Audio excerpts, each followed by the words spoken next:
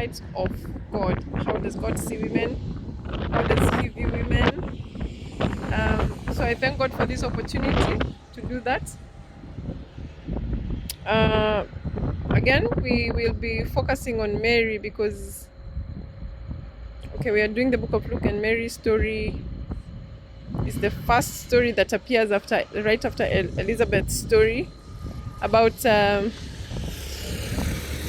the birth of Jesus, the places where Mary's mentioned, and just getting to see how Jesus impacts her life first as a mom, and then among other women we get to hear about in this story. So one of the things that at least we get to see is we get to see Mary as a mom from when Jesus was small to when he grows up to the point where he gets to 33 years, and that's the end of his ministry. Is it 33 years? Please confirm for me. So yeah, the part of the story that we're going to talk about today is the story of Mary and her husband Joseph going to the temple when Jesus was 12 years old. Just part of their custom as Jews to go up the temple to celebrate the Passover feast, which was their way of remembering how God had rescued them from Egypt, gotten them from Egypt as slaves. You know? So you see, these parents, they've gone, they've celebrated the Passover, and it looks like they had a community, so they would go together as a community and go back home. So they think they're with Jesus, the parents. And when they look around, they realize, wait a minute, where is this boy? You can see him. And they look for him, and so how they did it was by going backwards all the way back until they got to the temple, back where their day had begun. They got to the temple, and you know, this boy is 12 years old. 12 years old is what we'd call a preteen. You're thinking, what? Where is this boy? Where is it? And I'm imagining you don't have a phone, you don't have a chat, you can, quickly send messages, and then everyone is checking the photo of the baby and saying, I think I've seen him somewhere. It's looking, and going around the crowds, and you're going in the opposite direction. And I don't know what's happening in the hearts of the parents at this point as they go back to look for their child. After 3 days, they go and they find him in the temple. I don't know what they're feeling in their hearts, but they find their son in the temple. And what do they find him? They just find him in the midst of teachers, listening to them and asking them questions. Hey, I don't know what reaction they went with, because I don't know whether they were astonished. Wait a minute, this is a 12-year-old sitting with the teachers of the law, or what? It's been 3 days, you've just been here alone and you've not, bothered to look for us. I don't know which reaction they might have gone with. I don't know what the mother was feeling. You're looking for a child, your firstborn, and you're like, what? The panic mode, or I don't know what was going on in their hearts. I can only imagine. I don't know. What are your thoughts? What do you think? What do you think was going on in their hearts? And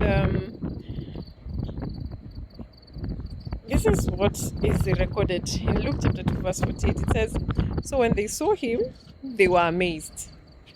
And his mother said to him, son, why have you done this to us? Look, your father and I have sought you anxiously.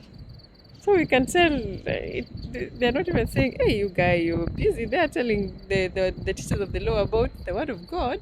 And they're like, hey, you've just thrown us into panic. You just walk away. Yeah? You go, and that's, of course, if you have children who like going and walking confidently all over, maybe you can look for them after 5 minutes. Maybe that feels panic mode. I don't know what 3 days is like for parents to just keep looking for a child for 3 days on. I don't know what that is. It must have been quite heavy, especially on their hearts. And See, they're asking their child, hey, why, we've been anxious here, looking for you. And this is what their son answers them. I don't know then the reaction. Are you happy that the child, you found the child, or he's talking about God, or are you just upset? I don't know the reaction here. But verse 49, chapter 2 of Luke says, and he said to them, why did you seek me? Did you not know that I must be about my father's business? Wait a minute.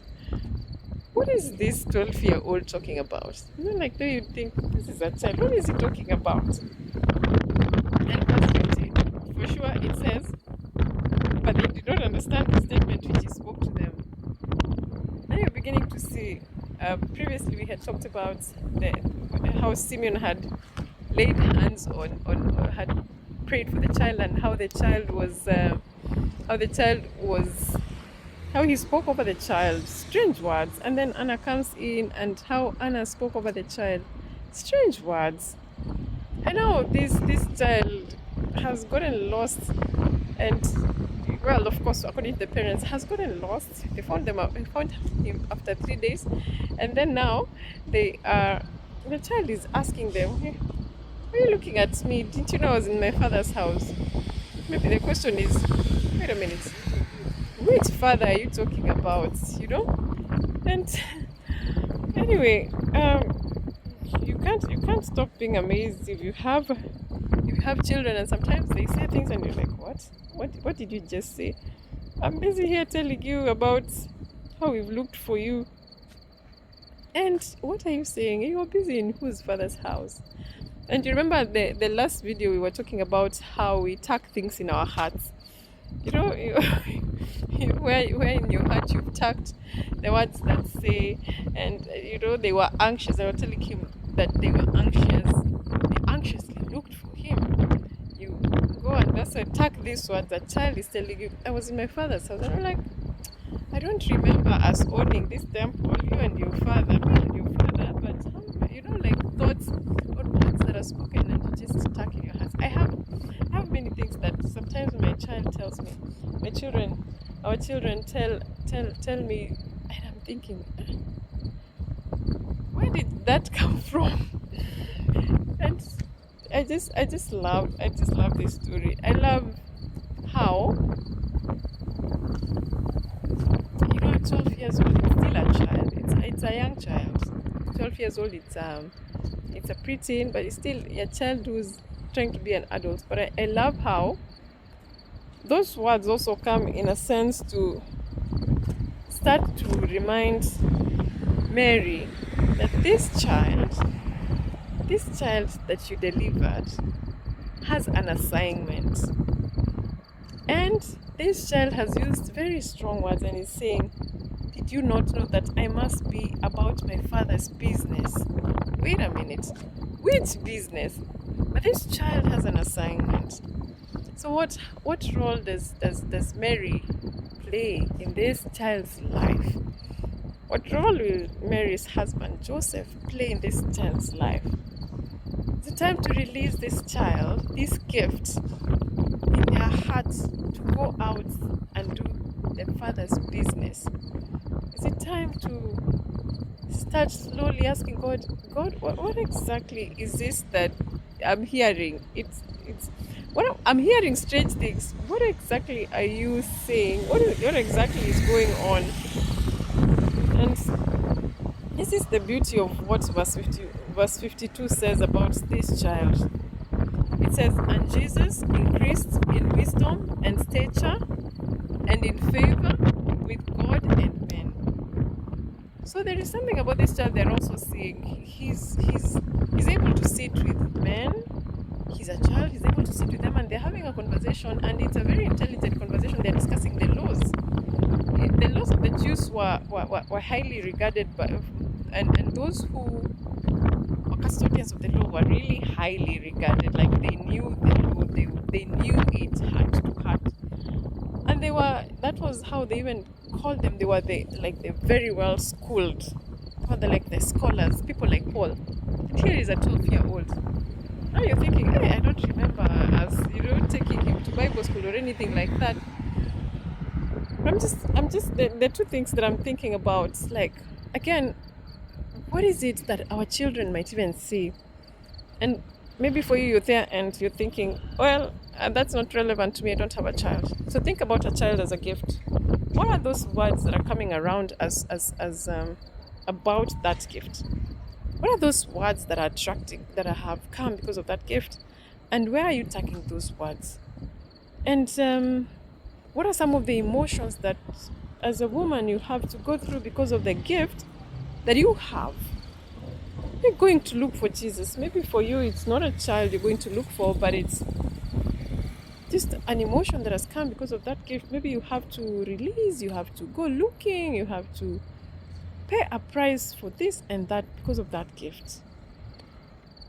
Where are you taking those words? Where are you leaning in on, or where are you finding confidence to listen to those words and take them without missing what God is doing?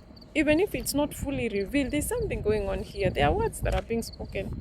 They're strange, yes, but they're slowly revealing what God intends with the gift that He has already given you. And I'm even thinking about the way it concludes by saying, and then Jesus grew in wisdom, in stature, in favor with God and man. And there is that beauty of seeing that gift. This is God's gift to you as a woman. Of course, even for men, this is relevant because we're focusing on the women. Just thinking about that gift. And what is that word that has been spoken? And what is it that we are beginning to see that we could very easily miss because we would be wondering, what exactly is that word, and maybe dismiss it? And what is our next action as we begin to see? Are there other words that we've had? Are there other words we've tucked in our hearts because of this gift that God has given us?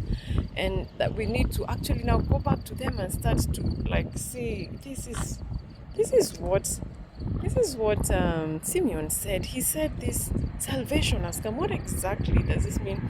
And what exactly is this son talking about when he says, I am doing my Father's business? And then there is the word salvation. You know, that things that it's not straightforward in how we interpret, but there are some words that are being spoken and our hearts are really thinking about them.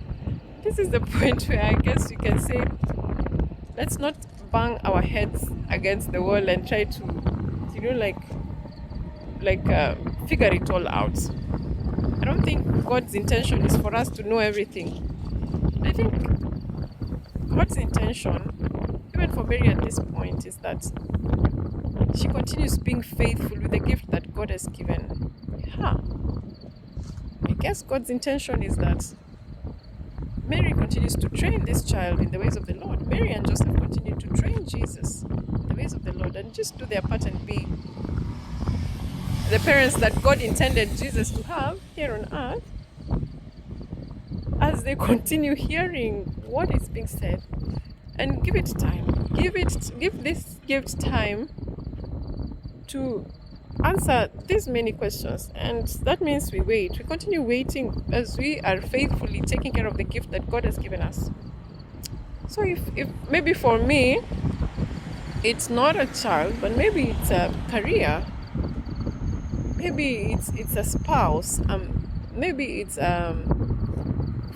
I'm just giving an example. I'm married and I have children. I'm just thinking it could be any special gift that God has given you as a woman, and there are words that you've had because of this gift. Is it a gift that you use? Is it a talent? Is it a career? Is it whatever it is, whatever gift it is? Give it time, but be faithful. And tuck these words in your heart so that you have what you can go back to and try to link in the dots and try to figure out what exactly is going on, but you don't need to answer. And then I guess this is the point again, we go back to the Spirit of God and we say, there are these things that are not making sense. Please help me be faithful. And even as I hear, let me tuck these words, because maybe at the right time, these words will reveal themselves, that these words will come alive. If we would say that these words will come alive. So yeah, um, ladies, what gift is it that you have? Everyone has one. What gift do you have? And do we all need God? Yes, we all need God so that we can be faithful in in taking care of these gifts, and we need the Spirit of God to help us to be faithful. So my prayer today is that this gift that we have, that is starting to attract things that we feel strange, that are giving us anxiety and wondering, and words that we still are trying to demystify, this gift we will allow God to reveal. I like that at the end of the chapter, it's recorded that, and Jesus grew in wisdom, in stature, in favor with God and man. These are things that Mary and Joseph could not answer. But these are things with time God is revealing. There are words that God is allowing to be spoken, and these are things that, as they see slowly, they might not fully understand, but slowly the gift that God has given them to be custodians over, as they are being faithful, this gift is getting manifested. It's getting revealed. It's getting to serve its purpose. So be faithful and ask the Spirit of God to help you be faithful. And maybe if you're there and you're like, hey, I don't have a gift, ask the Spirit of God to reveal to you what gift is there. And maybe this is the easiest way then to find out what gift is there. What are those words you've tucked in your heart? What are those words? And ask the Spirit of God to help you now see those words and start to realize, wait a minute. Everyone is talking about how I take care of children very well. Or everyone is talking about how when I clean so well. Or when I sing so well. Or what is it? Or when I play football, I play so well. When I'm in sports, or when I speak, they just feel blessed. There could be words, and the Spirit of God will help you then see there have been words that have been spoken concerning the gift of God, that I'm checking whether I'm getting a raindrop. I dash. That this is the gift of God that He has put in our lives. And may these gifts be revealed by God as He uses them. So yeah, we were learning a lot from the story of Mary. I mean, not just her, but just seeing how God works. You can see now when you look at Mary, when you look at the gifts and how God is revealing it. It's a cat and a truck, and just how God is revealing this gift, then we realize it's special. It's special when you give that room for God, and we can't fully comprehend, but God has the big picture. And this, I guess, is our confidence of knowing that He's faithful, and I don't need to bang my head on the wall. I just need to be faithful. I just need to trust that He will work on the gift, and I just continue doing the things that He's nudging me to do, and trust Him. He's faithful. God bless you so much, so much, so much. Have a lovely time.